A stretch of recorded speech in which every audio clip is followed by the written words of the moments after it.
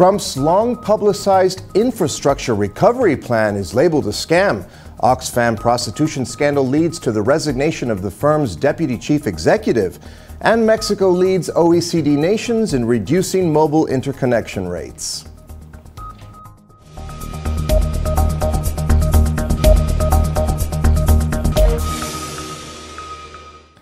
Hello and welcome to today's edition of Mexico News Network's Breaking News Business. I'm your host, Joseph Garza.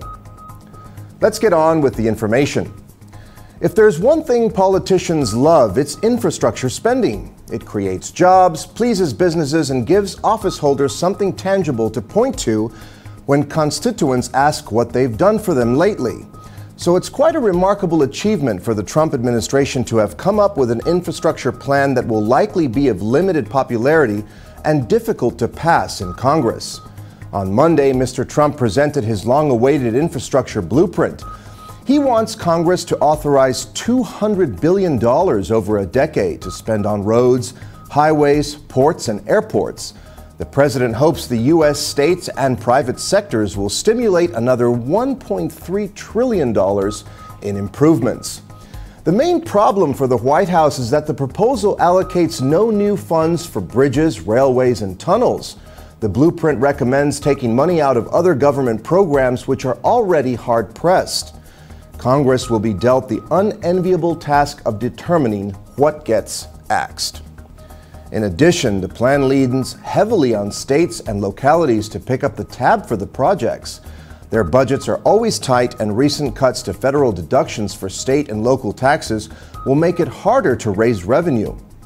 For U.S. citizens, it will likely entail paying higher local taxes, fees, and tolls.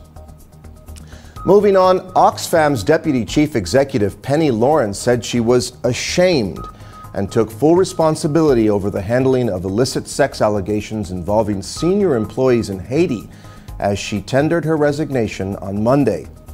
The Charity Commission has launched a statutory inquiry into Oxfam, which denies a cover-up, but details of its scope have not yet been released.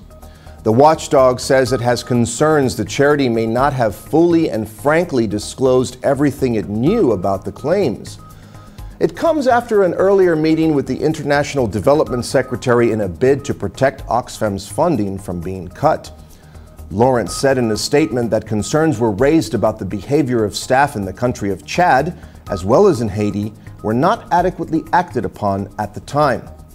It subsequently surfaced that those allegations involving the use of prostitutes and which related to behavior of both the country director and members of his team in Chad were raised before he was posted to Haiti. According to the Times newspaper, Oxfam knew about concerns over the conduct of Mr. Van Houwermeiren and another man when they worked in Chad in 2011 before they were given senior roles in Haiti. The European Commission has said it expects full clarity and maximum transparency from Oxfam, adding that it is ready to cease funding any partner not living up to high ethical standards. In other news, interconnection rates for mobile phone usage decreased 84% in Mexico from 2014 to 2017, the Organization for Economic Cooperation and Development revealed. The latest update of the agency's figures indicates that the mobile termination or interconnection rates, which are those that operators charge each other to connect calls, decreased 42% on average in OECD countries. Mexico's connectivity rates reduced by double this average by 84%, above countries such as Hungary and Ireland, which registered a drop of 80% and of 73% respectively. The comparison across the 35 member countries of the OECD shows the positions of each economy with respect to fixed and mobile internet services. In addition, Mexico ranks as the second country with the highest growth in fixed internet usage, with an increase of 6.9% from June 2016 to June 2017, while during the same period of 3 years it was ranked between the countries with the highest growth of connections through fiber optics. The OECD highlighted the increase in subscriptions to high-speed mobile internet services, which reached 93 million, meaning an increase of 7.6% up until June of 2017.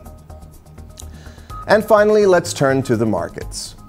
The Mexican peso decreased 0.28% to 18 from 18.6560 in the previous trading session.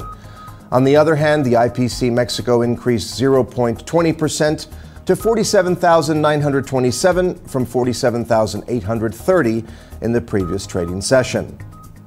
This was all for today. Thank you again for staying with us. I'm Joseph Garza. Remember to follow us on Facebook, Twitter, and Google+.